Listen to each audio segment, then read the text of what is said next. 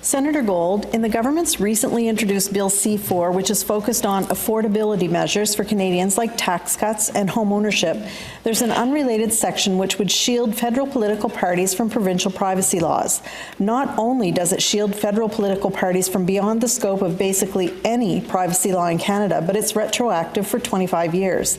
The text of this section wasn't included in the Ways and Means motion, nor did the minister mention these changes to the Election Act when he spoke on this bill in the other place on Friday. This is very concerning, considering BC's Supreme Court ruled against the federal parties by saying they are subject to provincial privacy commissioners and their rulings in how they use Canadian data.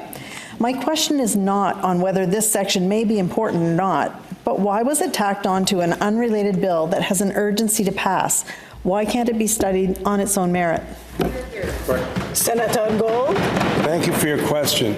As you know, if the motion for which I gave notice passes, you will have the opportunity, we will all have the opportunity to ask both the minister and officials that very question. This is an important provision that is designed to build further trust in the democratic process.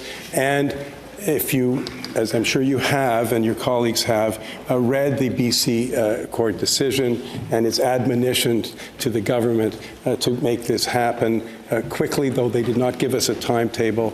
And if you'll recall the debates in this chamber around the issue in a proposed amendment, it will go some distance to explaining why the government felt it was important to get this done at the reasonably earliest opportunity, but more will and should be discussed and elaborated on when the minister is here.